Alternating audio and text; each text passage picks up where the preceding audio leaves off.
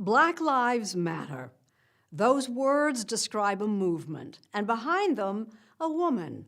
Contributor Mark Whitaker introduces us to Alicia Garza.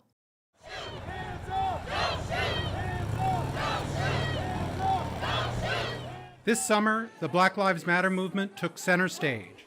From global protests to a renamed plaza in Washington, D.C., to murals adorning neighborhoods throughout the country. And last month, the movement's founders, Patrisse Cullors, Opal Tometi, and Alicia Garza, found themselves on the cover of Time magazine. My hope in helping to put this forward wasn't to start a movement. Alicia Garza coined the phrase, Black Lives Matter. My hope was to actually change people's minds, to change the way that we see ourselves so that we can stand in a stronger footing to be able to change the things that we don't like that are happening around us.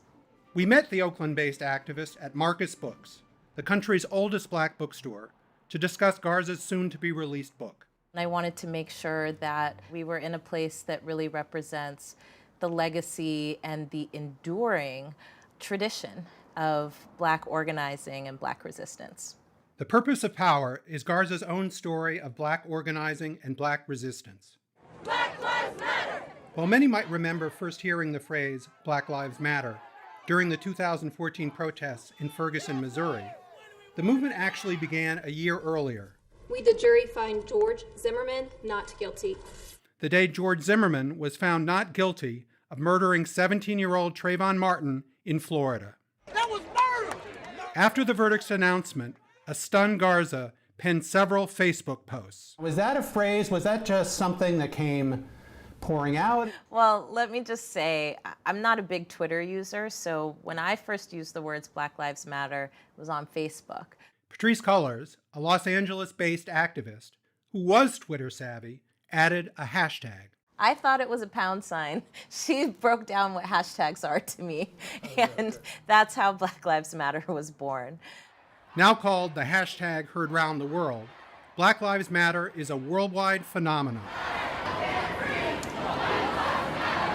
Garza traces her own path to activism to her mother and her upbringing during the 1980s and 90s in an affluent suburb of San Francisco, where she says being an outsider gave her a unique vantage point. I grew up with the ethos that you always fight for the underdog. Black folks forever had been working hard to get ahead, but that this country wasn't working hard for Black people and didn't plan to. Garza also credits MTV News for broadening her perspective, with stories about the apartheid system in South Africa, We're finally dismantling the racist system of apartheid. famine in Ethiopia, and domestic politics. This was a time when there was a big debate happening nationally about the epidemic of teen pregnancy. And there was a big fight over whether or not young people should have the tools that they needed to make decisions as they were making choices about whether or not to have sex. That was your first big cause as an activist when you were still in... I was 12 years old. I was in middle school.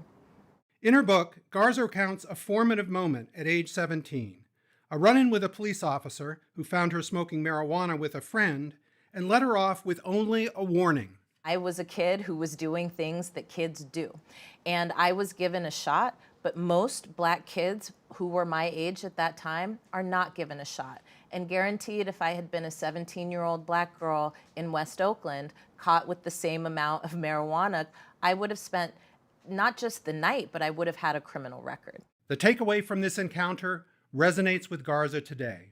I think the moral of that story is this.